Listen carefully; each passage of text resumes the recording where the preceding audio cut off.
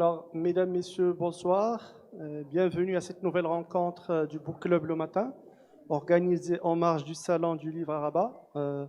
Cette rencontre organisée en partenariat avec Sochpress, la librairie Porte-Enfa et Sofitel Jardin des Roses. Pour cette rencontre, nous avons le plaisir d'accueillir un grand écrivain qui a écrit pas mal de livres, Gabriel Banon. Nous avons eu le privilège de le recevoir l'année dernière et donc c'est un grand plaisir de le recevoir encore une fois cette année pour la présentation de son livre France, la grande désillusion.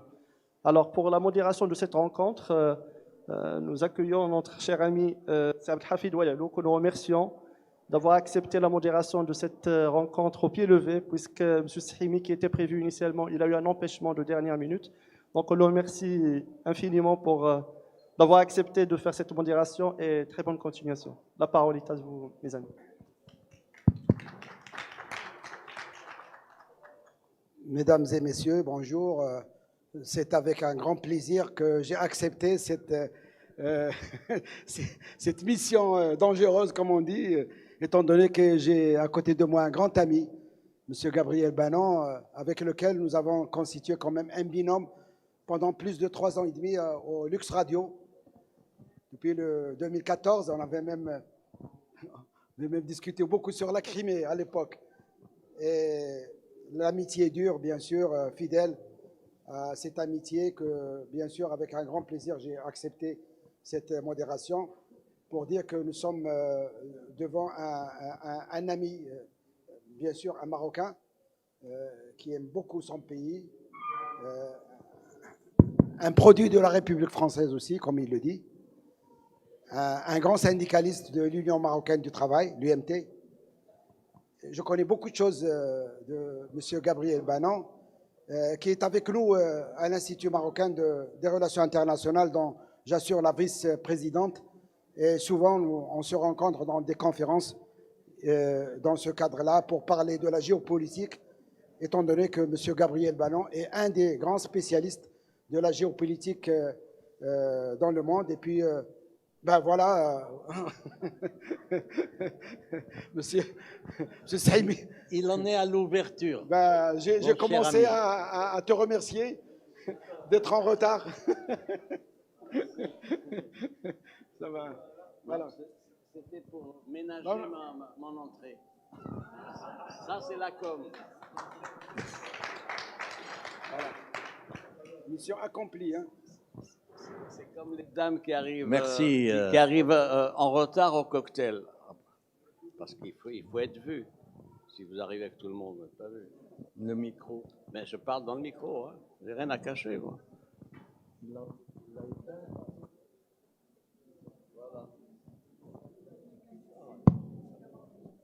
Voilà. Alors, Personne ne sait rien de moi. C'est à toi d'expliquer.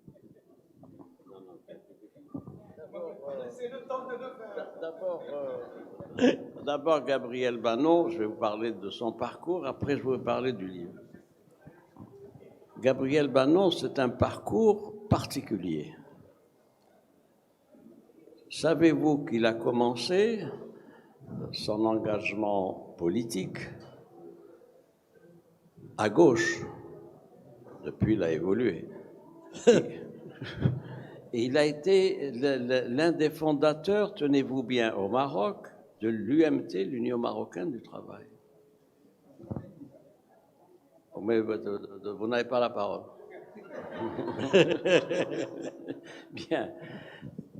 Avec, c'est-à-dire de manière concrète, il a été avec Mahjoub Boussdir, avec Abdelrazak, avec d'autres, etc. Donc, dans le noyau dur qui a pensé l'UMT, 55-56. Eh oui. C'est-à-dire, il vous expliquera comment il a fait ça, parce qu'il est parti de l'idée qu'il ne fallait pas faire des grèves dans les usines des Européens, tout ça, etc. Il fallait mettre sur pied un levier syndical de nature à porter atteinte aux intérêts français au Maroc. Donc ça c'est le premier élément. Après, il a rejoint la famille gaulliste Oui, ça reste son référentiel, hein, pour éclairer le propos, ça reste son référentiel. Et en étant, dit-il, gaulliste de gauche. On peut penser que c'est dans la continuation de la continuité. Ça. Et puis, ensuite, il a eu... De Gaulle était de gauche. Hein. De Gaulle était de gauche. C'est un oxymore, ça. Hein. Il était pas... Non. De Gaulle aussi a été, c'est vrai, partiellement, tu as raison, parce que De Gaulle a été l'homme de la participation. La sécurité sociale. La sécurité sociale, la participation, le référendum qu'il a fait, les syndicats, etc. Donc, il y avait quelque chose de gauche disons chez De Gaulle. social. Voilà. Et puis, après sa carrière, il faudrait 3 heures pour vous parler de sa carrière, mais cette carrière présente un certain nombre de traits communs. Il a été au cabinet de Georges Pompidou, en charge de l'industrie, directeur de l'industrie. C'est lui qui a monté la politique industrielle de la France. C'est intéressant quand même, etc. Et puis, il a eu un parcours multilatéral, si je puis dire, avec les Américains. Il était très proche du président Ford, le président américain Ford, qu'il connaissait personnellement. Il a séjourné 1 an, tenez-vous bien, au Kremlin, où il a été 2 ans. 2 ans. Oui, mais je pensais que 2 ans, c'était un coefficient méditerranéen, mais puisque tu me corriges, donc c'est 2 ans. 1 an et demi exactement. Voilà, ah, vous voyez, vous savez bien qu'il y avait une pondération. Auprès de Poutine qu'il a connu, qu'il a encore vu il y a 6 mois au Kremlin comme représentant personnel, secrétaire général de l'ONU. Et puis, il y a tout le reste, donc un certain nombre de chefs d'État qu'il connaît, qui continuent d'ailleurs à conseiller de manière discrète, mais qui continuent.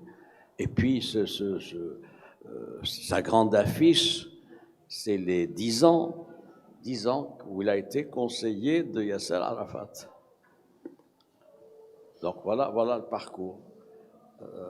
Donc, alors, à part l'expérience, à part la séquence Arafat, ce que je relève dans ça, c'est la Maison-Blanche, président Ford et autres, Pompidou, chef du gouvernement et président, Poutine et Kremlin, c'est ce que j'ai appelé, ce que j'appelle le Marzen. C'est un homme du Marzen, finalement. Du Marzen, mais des autres. Alors, à côté de ça, il vous parlera c'est un homme qui était très proche de Yasser Arafat, très très proche, 10 ans Yasser Arafat, c'est un parcours. Et puis, il y a le fait qu'il a été à la manœuvre pour faire passer un certain nombre de propositions sur le règlement de la question palestinienne, d'El-Quds, etc. C'est un homme de paix. C'est un homme de paix et de dialogue, et sur ça, il est parfaitement dans la ligne du roi Hassan II, du regretté roi Hassan II et de Mohamed VI. Et puis, autre chose aussi, il est très marocain. Il est très marocain. Alors, il veille à ne pas intervenir dans les questions de politique intérieure, mais le Maroc en tant qu'entité sur ce plan-là, et je suis témoin indirect, parce qu'il ne me dit pas tout. Mais j'arrive par des recoupements, qu'il fait beaucoup de lobbying pour le Maroc auprès du Sénat américain, de l'administration américaine, de l'administration française, russe, ailleurs, etc. Voilà un peu. Alors, ma réserve sur ce parcours, c'est un débat permanent entre nous, c'est que je lui reproche, je vais résumer, je reproche de ne pas aimer le peuple. Il est au niveau des dirigeants. Mais il dit non, j'aime le peuple, mais bon, ça c'est un débat entre nous, etc. Donc il ne reste pas grand-chose, me semble-t-il, de sa fibre de gauche, mais il s'en défend. Il dit que non, etc. Ça c'est un autre débat. Maintenant, pour ce livre, deuxième volet, c'est son 15e livre. Il y a 2-3 livres sur son expérience Yasser Arafat, il y a d'autres sur la géopolitique, il y a d'autres sur les questions de géostratégie aussi. Il a eu en 2014, 2018, il a eu le prix, le prix du géopoliticien, prix international du géopoliticien. Donc c'est quand même intéressant. C'est son 15e livre. Alors, dans son parcours d'écrivain, il y a ce qui est son domaine, donc la politique, la géopolitique, la géostratégie, etc. Puis il y a des choses curieuses, il y a des curiosités. Il a fait un roman. Il y a 6 mois, il a fait un autre roman sur policier sur Casablanca, sur un club. Donc c'est un personnage déroutant qu'on ne peut pas encadrer dans une casquette. Alors, je suis toujours admiratif à son endroit parce que je pense travailler beaucoup, mais quand je me compare à sa production, je me dis finalement, tu as encore du boulot, parce qu'il n'arrête pas, Alors, ce livre, je vais vous surprendre, il est dédicacé, je l'ai eu, mais je ne l'ai pas lu. Ah oui, moi je dois cet aveu de franchise, je ne l'ai pas lu. Mais je le connais par cœur. Je ne l'ai pas lu, je l'ai feuilleté ce jour. Mais parce que je sais depuis des années ce qu'il pense de tout ça. Ça, c'est nos échanges bimensuels, continus, dans un cercle d'ailleurs, etc. Donc je sais ce qu'il va dire. Donc ce livre-là, je ne l'ai pas lu, c'est un exercice, il faut le faire. Mais je ne l'ai pas lu parce que je sais, quand je prends n'importe quelle page 142, je sais ce qu'il va dire. Je lis 10 lignes et je sais, parce que je suis tellement imprégné de ses idées, de ses propositions, etc. Plus sérieusement, mais sérieusement, je ne l'ai pas lu, mais plus sérieusement, pour la présentation de ce livre quand même, c'est un livre d'amertume. Lui, il l'a intitulé La Grande Désillusion, c'est-à-dire que autant sa fibre est marocaine et il est marocain. Marocain de multigénération, c'est pas un Marocain de fraîche date ou de fraîche installation, c'est un vrai Marocain de souche. Hein? Son père était président de la communauté juive de Casablanca, il était proche de Mohamed V, son père était proche de Mohamed V, était un des familiers du Méchoir, etc. Donc c'est vous dire le lien. À côté de ça, il est très marocain, mais en même temps, comme dirait l'autre, il est aussi très français. Et personne ne peut lui faire ce grief. Très français. Et il voit comment la France a évolué, comment elle a évolué. Ça n'est plus qu'une puissance moyenne, avec un déclassement. Le PIB de la France, pour ce qui est du PIB, elle est au 7e rang aujourd'hui. 7e, elle était 4e, 5e, elle est au 7e rang. Un PIB de 3,3 milliards de dollars, c'est 6 fois moins que la Chine. Eh oui, il faut avoir ces proportions-là, savoir que les choses... Il considère dans ce livre, etc., que c'est bien sûr la France, c'est un passé, c'est une histoire de gloire, tout ça, etc. Il va le dire mieux que moi, mais il est très affecté au fond par le déclassement et le rang de plus en plus minoré de la France aujourd'hui dans le système international, sur 2 plans. Premier plan, le fait qu'il n'y a plus cet élan vital que dont parle Bergson, l'élan vital d'un individu ou d'une communauté. Les Français sont devenus très individualistes, ils ne sont pas les seuls, très près de leur pouvoir d'achat, très peu engagés dans de grands desseins, dans de grands projets. Les Français gèrent leur quotidien tant bien que mal, et plutôt mal compte tenu de ce qui se passe dans l'actualité française que nous suivons les uns et les autres, les gilets jaunes, les ceci, les grèves, etc. La France aussi pâtit à ses yeux d'un vice rédhibitoire, c'est la fin de la cohésion nationale. C'est une France divisée. Une France divisée sur le plan social, les inégalités se sont accrues, le CAC 40 domine et fait la loi, et à côté de ça, vous savez, le différentiel qu'il y a pour ce qui est de cet accroissement d'inégalité entre une majorité de la population. Le revenu moyen, le revenu médian en France, il faut le savoir, c'est 2 000 euros. Eh oui, le revenu médian, c'est-à-dire la moyenne, c'est 2 000 euros. Mais à côté de ça, il y a 500 fortunes qui dépassent le million, les centaines de millions, sinon les milliards d'euros, etc.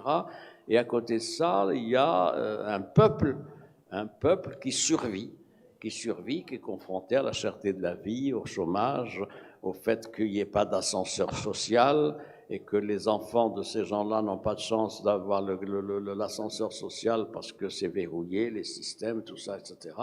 Et que c'est une société élitiste qui reproduit le modèle inégalitaire qui est son ADN aujourd'hui de plus en plus. Il y a aussi le fait qu'après De Gaulle, il considère qu'il y a de la nostalgie pour De Gaulle, pour le rang de la France. Ça, c'est le vieux fond gaulliste de Gabriel Bannon. Il y a le fait qu'il est navré et amer pour ce qui est je l'ai dit tout à l'heure, du déclassement de la France au plan international. La voix de la France, est-ce qu'elle porte? Porte pas. Vous avez vu le président Macron se lancer dans des aventures au Moyen-Orient, dire aller au Liban et dire je reviens dans un mois pour voir si tout ce que vous avez, ce que j'ai arrêté avec vous va être fait. C'est méconnaître la complexité de l'Orient, ce que disait De Gaulle appelait l'Orient compliqué. Il pensait qu'elle allait venir comme une salle de classe, allait dire voilà les devoirs et dans un mois je viens corriger. La France n'a aucune initiative pour ce qui est de la question palestinienne. Et quand bien même elle voudrait avoir de l'initiative, elle n'a pas la main. Parce qu'il faut avoir de l'influence, il faut avoir du crédit, il faut avoir une capacité de faire passer un certain nombre de propositions. La France n'a plus de politique africaine et plus encore, elle accuse un retrait particulier en Afrique. On n'a jamais vu ça. Avec le sentiment anti-français qui s'est installé dans les pays sahéliens, vous le savez, tout ça, etc. Mais on n'a pas réussi à sortir du schéma de la France-Afrique, qui était un schéma rentier, prédateur, clientéliste, qui ne s'occupait pas beaucoup des peuples. Et puis, sur les grandes questions internationales, la France n'impose pas son point de vue, ni sur l'Asie, ni sur l'Est. Vous avez vu comment la France a été traitée dans l'annulation par l'Australie Comment?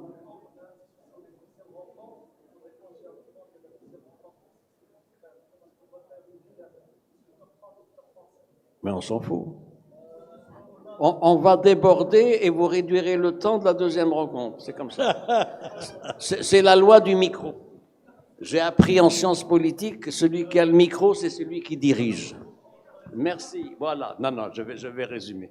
Un dernier point, c'est que donc la France qui s'est passée avec le sentiment anti-français, tout ça, etc. La France a-t-elle une politique maghrébine? C'est pas le cas du tout. Parce que la France a une politique maghrébine en Tunisie. Ils soutiennent à bout de bras le président. Mais quel échec! La Libye, c'est la même chose. Vis-à-vis de l'Algérie, c'est la même chose aussi, c'est compliqué. Le Maroc, nous savons comment les choses se passent.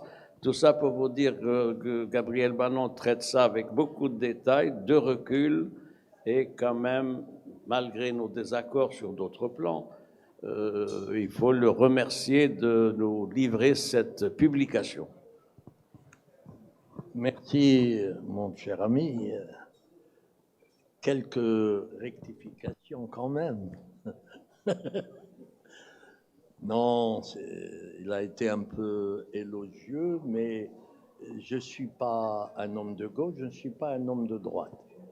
Moi, je suis un géopoliticien et j'analyse, même des fois, j'arrive à des conclusions qui ne me plaisent pas, mais c'est les données et c'est la vérité. Alors, moi, je suis contre le politiquement correct. D'ailleurs, j'ai un site où il y a 90 000 abonnés et où j'annonce Gabriel Bannon politiquement incorrect, parce que je préfère dire les choses telles qu'elles sont. Non, je suis ni de droite ni de gauche, je suis, par contre, je le reconnais, un produit de l'éducation nationale de la République française. Je suis un enfant politique de Gaulle, c'est De Gaulle qui m'a mis dans la politique. Moi, je n'étais pas. J'étais à l'époque un jeune directeur d'usine. J'étais le plus jeune directeur d'usine de France. Et c'est lui qui m'a dit un jour, m'a demandé de venir le voir à l'Élysée et qui m'a dit, oui, c'est très bien de vous occuper de votre carrière, mais il faut consacrer une partie de votre temps à l'intérêt général. Et je lui avais dit, mais mon général, j'ai même pas le temps de voir mes enfants. Il m'a dit, non, ce n'est qu'une question d'organisation. Et il avait raison. Alors, et c'est lui qui m'a mis dans des commissions du plan et m'a traîné avec lui dans tous ses voyages, etc. Donc, voilà. Alors, j'ai écrit ce livre en pensant que j'avais une légitimité pour cela. Pourquoi? Parce que d'abord, j'ai connu, j'allais dire, la cuisine de la France de l'intérieur. J'étais le conseiller du président de la République, Georges Pompidou, et nous sommes restés quand même près de 7 ans à l'Élysée. Et alors, l'amertume dont parlait notre ami, c'est que lorsque Georges Pompidou est décédé, nous avons laissé une France industriellement équipée avec, étant à l'époque le plus grand pays industriel d'Europe, bien plus mieux que l'Allemagne.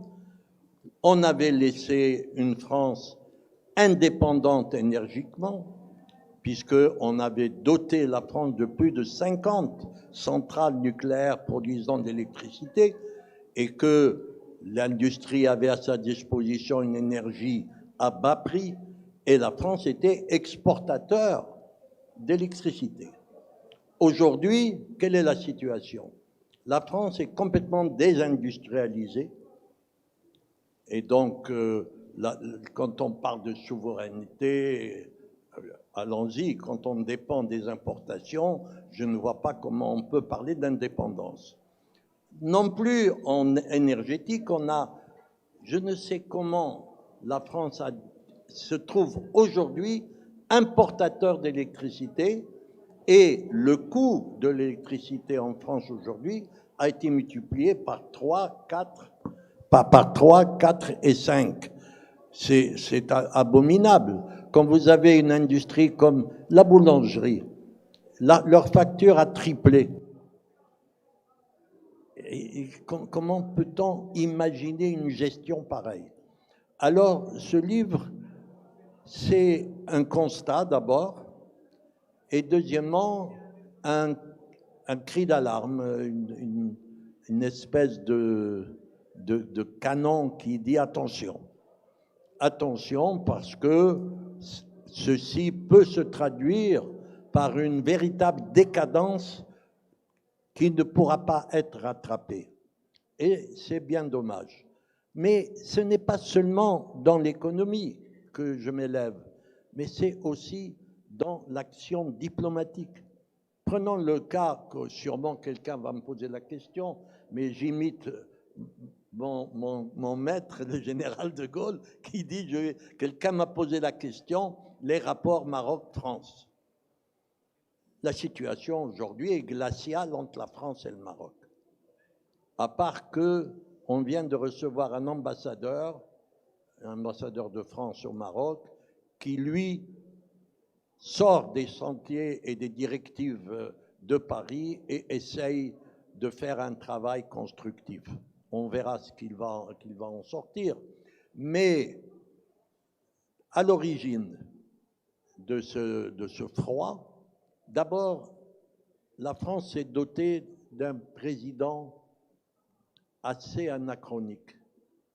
Un jeune président qui n'a ni l'expérience politique, n'a jamais été élu, n'a aucune idée de ce que c'est que la gestion d'une unité, d'une ville, d'une région, encore moins d'un pays, et qui pense, et c'est là la suprême erreur, il pense qu'il sait tout. Et il a déclaré, je crois que tout le monde serait scandalisé que je leur rappelle une déclaration qu'il vient de faire il y a quelques semaines. Il veut déconstruire l'histoire de France. Ça veut dire quoi? Il a fait l'ENA. L'ENA, la première année, le premier cours s'appelle la continuité de l'État. C'est-à-dire l'État ne meurt pas, on ne peut pas le transformer et on doit assumer le passé. C'est la continuité de l'État. Et là, M. Macron veut tout remettre en ordre à sa façon. Il a supprimé le corps diplomatique, ce qui a rendu difficile les relations entre le Maroc et la France. Les prétextes sont futiles. Les prétextes ont été le Maroc ne veut pas reprendre les mineurs qui sont en situation illégale.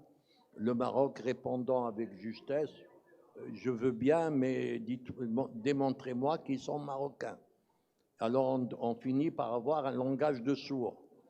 Alors tout ceci s'accumule contre une tradition française que j'ai vécue pendant mes presque 7 ans à l'Élysée, c'est les relations non seulement amicales, mais fondamentales entre le Maroc et la France.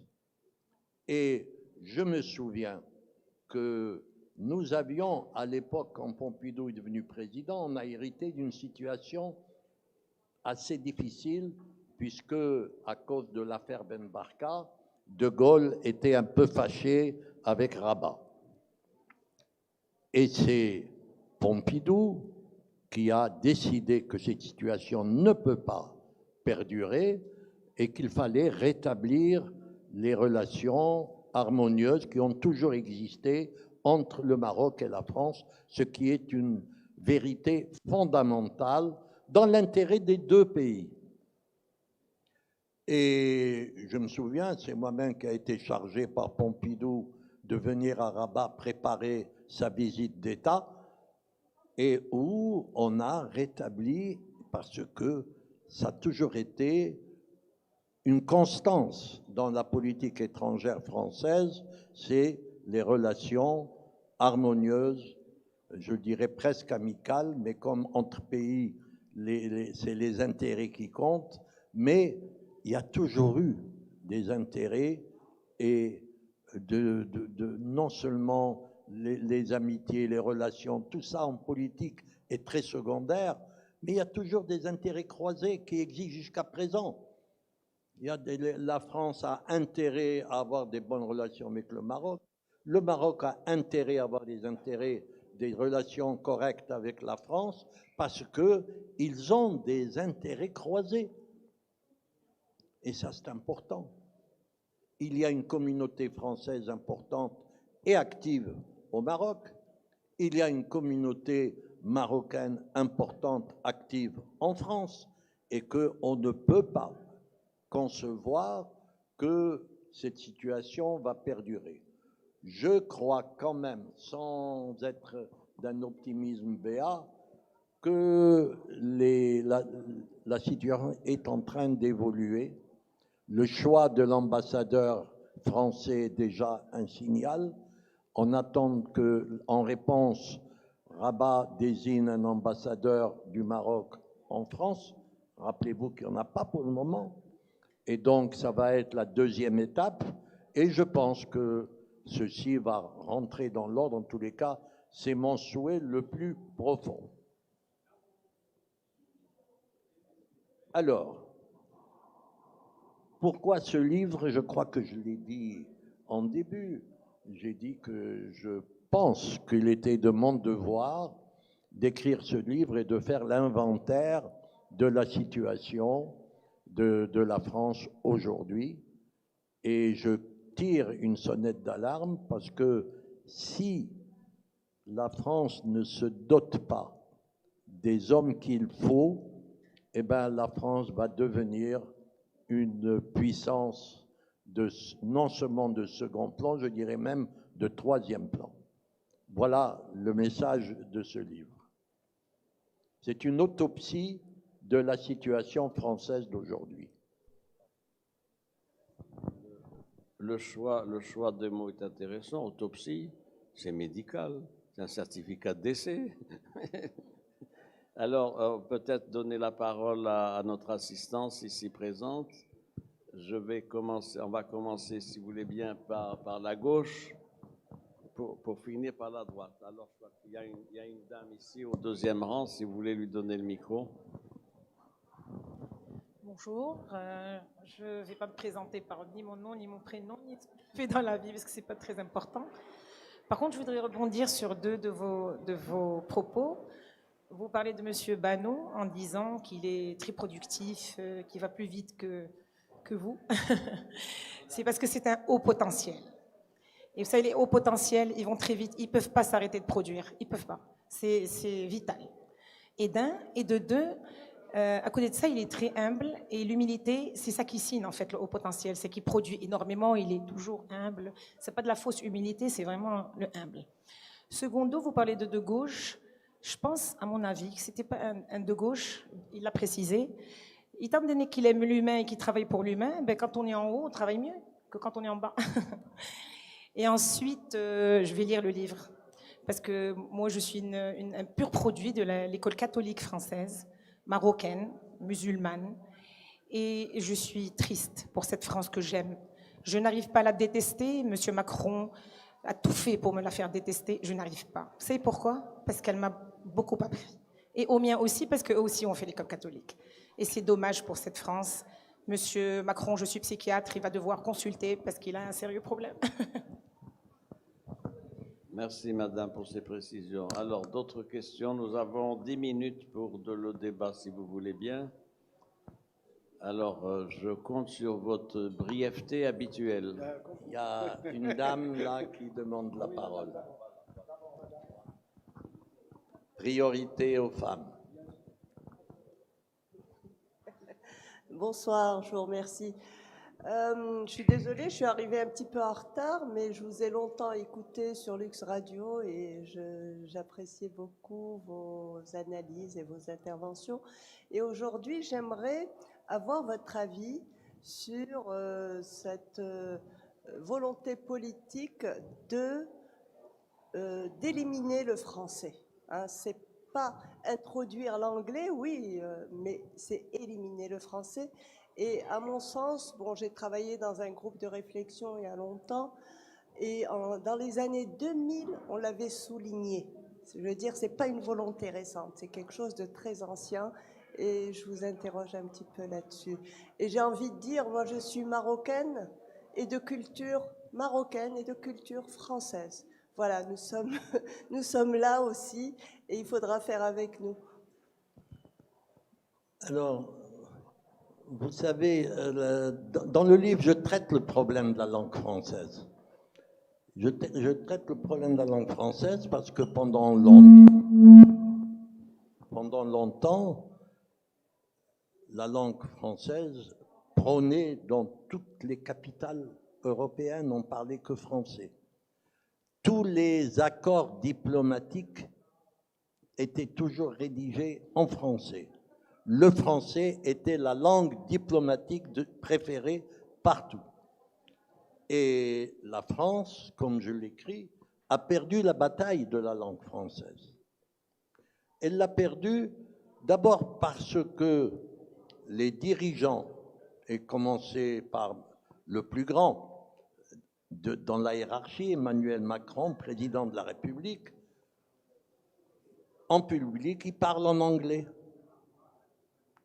Moi, je me souviens, j'ai participé à des négociations à Moscou.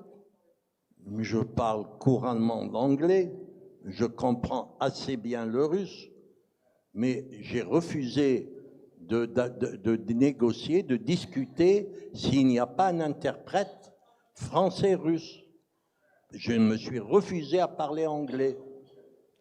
Il faut donc la défense de la langue française, je regrette, commence par les autorités. Quand les autorités se mettent à, parce que c'est la mode de se piquer, de montrer qu'ils parlent anglais, ben la France a perdu. On a créé la francophonie, mais on l'a politisée. Et en la politisant, elle a perdu son rôle de défense de la culture française. Donc, la France a perdu la bataille de la langue. La langue française, et là, si on continue de cette façon, va avoir le même sort que le latin. Et j'espère que, en tous les cas, moi, je ne le verrai pas. Mais j'espère que ça n'arrivera pas. Mais la langue française, d'abord, la question, c'est que la France a raté la décolonisation. Prenez l'Angleterre, on oublie, il faut voir ce que les autres ont fait. L'Angleterre était un pays colonial aussi grand, sinon plus, que la France.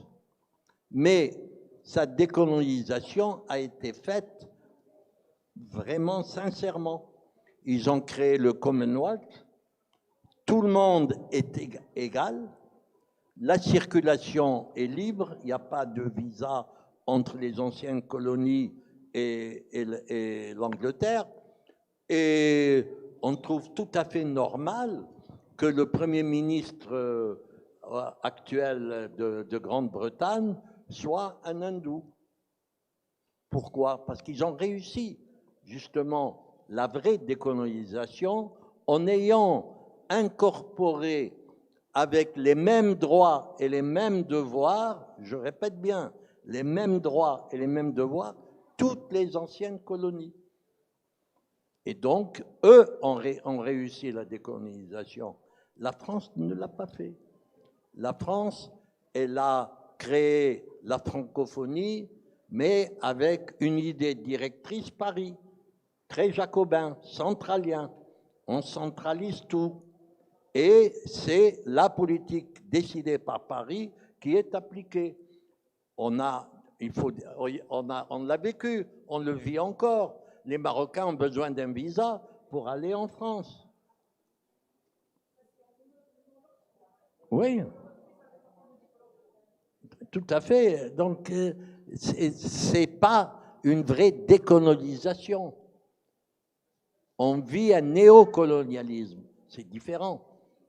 Et je trouve que les Anglais ont démontré qu'ils étaient beaucoup plus démocrates, beaucoup plus respectueux des droits de l'homme que la France, qui est prétendument le pays des droits de l'homme.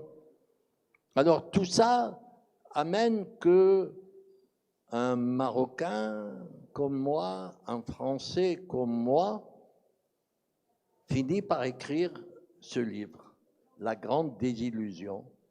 C'est le résumé de tout ça. Il n'y a pas de rancœur, il n'y a pas d'amertume, comme a dit tout à l'heure Mustapha. Il n'y a pas d'amertume. Il y a un constat et un sentiment d'impuissance. Alors, je vais vous faire une confidence, malgré que, et je suis très heureux que vous soyez nombreux, et je vais vous dire une chose. L'arrivée de Macron, la situation de la droite en France, qui a traditionnellement gouverné la France, parce que la France est un pays de droite. Je me rappelle, Pompidou me disait, pour gouverner la France, il faut se rappeler de deux choses. Un, le français n'est pas républicain, il est monarchique, il est royaliste comme réflexe. Et un président qui ne prend pas les habits du roi est un président perdu. Regardez Hollande, qui a voulu être un président normal, comme il disait, mais les Français ne veulent pas d'un président normal, ils veulent d'un roi. ils traînent encore la culpabilité d'avoir coupé le cou à Louis XVI et ils veulent le roi. Savez-vous que ce que me disait Pompidou, il l'appuyait. Il m'a dit, savez-vous quel est le magazine le plus vendu en France?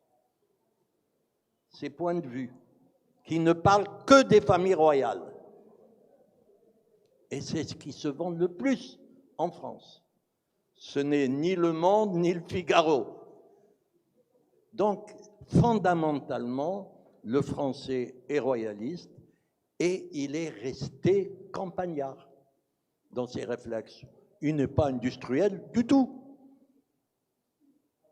On a assisté, et c'est mon grand regret de constater, après avoir été le responsable de l'industrialisation de la France, de constater la désindustrialisation d'aujourd'hui.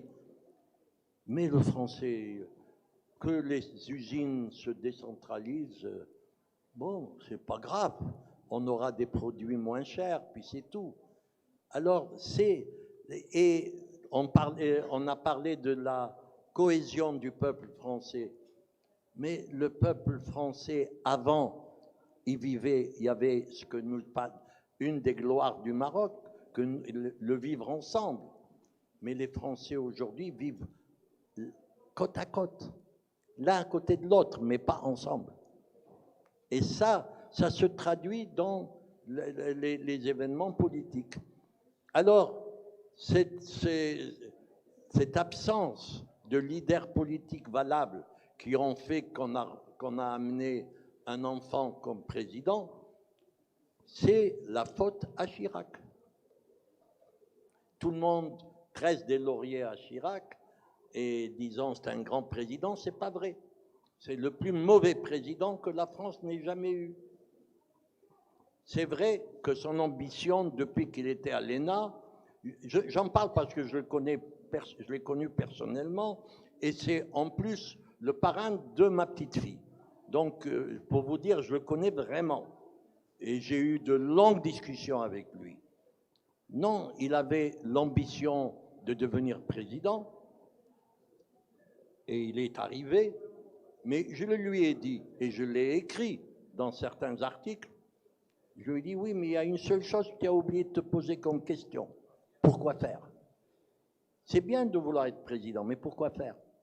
Quelle est l'idée de la France que vous voulez développer, etc. Pas du tout. Il voulait être président. Alors, une fois qu'il a été à l'Élysée, sa politique, c'était pas de vague. Il faut profiter de la vie de président. On l'avait surnommé, nous les géopoliticiens et les journalistes spécialisés, on l'appelait le roi fainéant. Il n'a fait aucune des réformes dont la France avait besoin. Et c'était le moment où il fallait le faire. Mais il a fait pire, et c'est pour ça que je dis que c'est lui qui est à l'origine de l'arrivée de cet enfant qui s'appelle Emmanuel Macron, que dans une interview, j'ai dit c'est un jeune à qui on a donné un jouet qu'il est en train de casser. Eh bien, il m'a dit un jour, Chirac, vous savez, la politique, c'est comme élever les artichauts. Il dit oui, quand un artichaut développe, il faut le couper pour que les autres se renforcent. Et lui, dès qu'un homme politique se montrait peut-être un candidat dangereux pour lui, il le détruisait. Il a tué, quand je dis bien politiquement, il n'a pas tué, on n'est pas aux États-Unis, mais il a tué politiquement des gens comme Michel Noir, qui était maire député de Lyon, et qui était appelé à être un présidentiable. Il y en a même qui sont morts noyés dans une mare, suicidés, excusez-moi, mais la mare, elle avait 20 cm d'eau. Moi, je veux bien, mais en tous les cas, c'est la déclaration officielle des médecins. Il est mort noyé, il s'est suicidé. Je peux en citer d'autres toute la relève de la France a été décimée par une politique voulue de Chirac. Alors, quand on me dit que c'est un grand président, moi je veux bien, il était grand de taille, c'est vrai, et il aimait mettre la main au cul des vaches, c'est vrai, il est aimé par les paysans à cause de ça, c'était ses jours de gloire d'aller dans le truc agricole à Paris, et où il a passé une journée presque, voilà. Alors, on le paye aujourd'hui, et personne ne veut dire. Quand il est mort, je l'avais dit d'ailleurs, oh, on va tresser, on a dit des nécrologies formidables, etc. Je crois que j'étais le seul, ou peut-être il y a quelqu'un d'autre, où on a écrit non, on n'est pas d'accord. C'est le plus mauvais président que la France n'ait jamais eu. Je regrette qu'il soit mort. Bon, je m'incline devant le décès d'un homme qui a été l'ancien président de la République, mais de là à dire une grande perte pour la France, non. Donc voilà pourquoi j'ai écrit ce livre pour expliquer la situation d'aujourd'hui et où les Marocains, on a intérêt à connaître ce qui se passe en France et ce qui peut arriver, car moi je suis convaincu que nos destins sont liés, Maroc-France. Ce n'est pas demain qu'il y aura une scission et une frontière étanche et plus de rapport entre la France et le Maroc. C'est faux. Nous sommes mariés pour longtemps.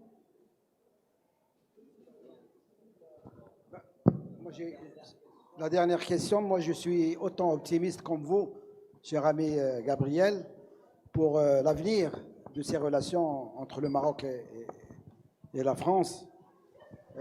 Malheureusement, nous constatons que les médias français, France 24, Le Figaro, Le Matin, plusieurs journaux, malheureusement, continuent à propager des articles et des analyses contre le Maroc. Et malheureusement, c'est ça ce qui perdure pour avoir une issue. Alors, c'est vrai.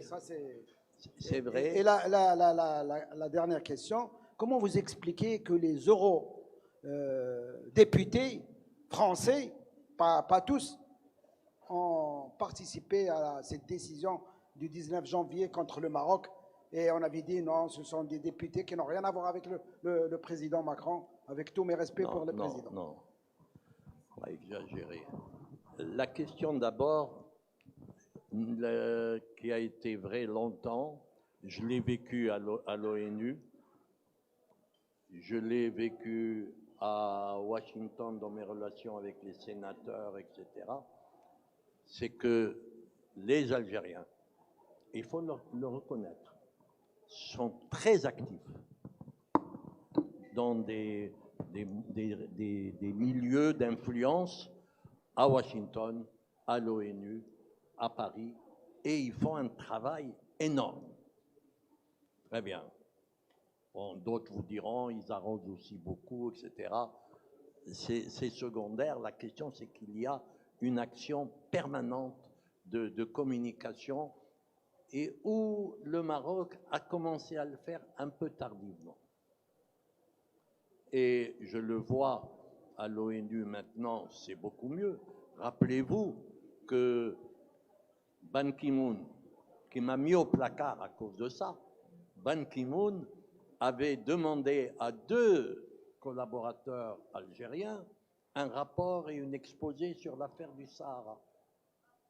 Et qui fait que Ban Ki-moon est venu et a commencé par le côté algérien et a déclaré une chose saugrenue au Sahara, le pays, la terre libérée. Et j'espère qu'elle sera libérée. Qu'est-ce que c'est que ça?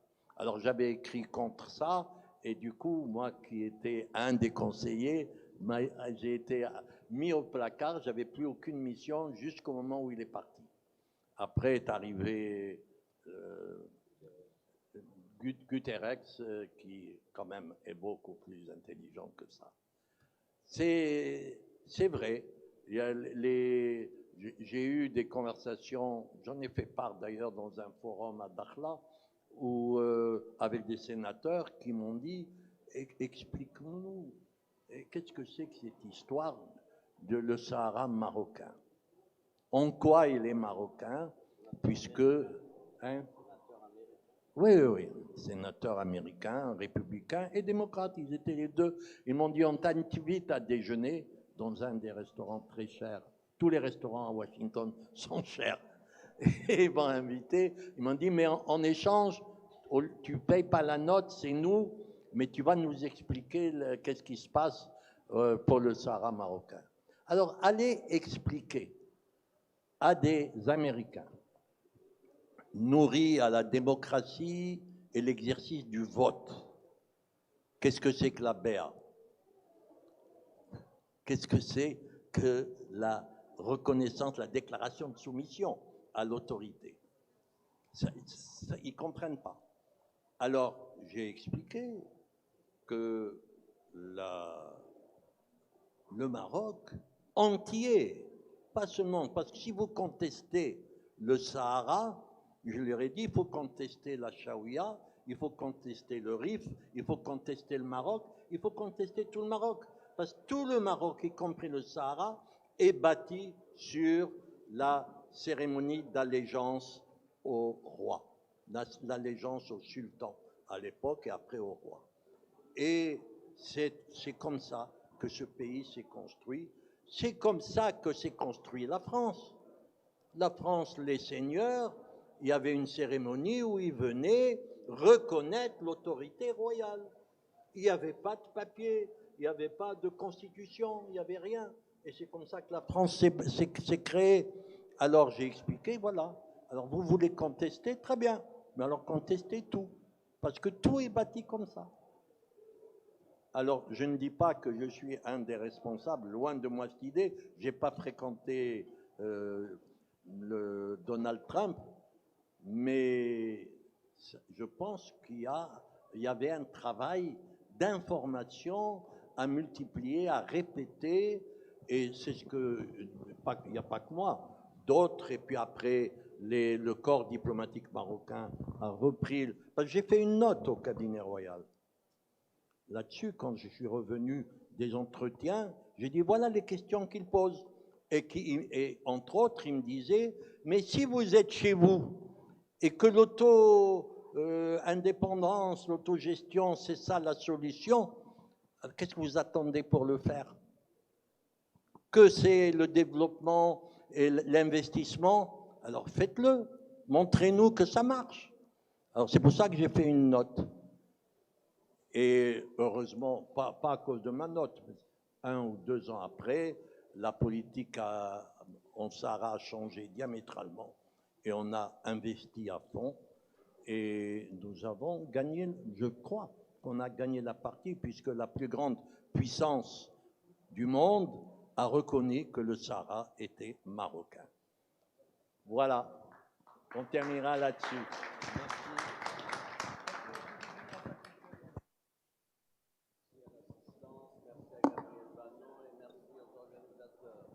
Ici présent.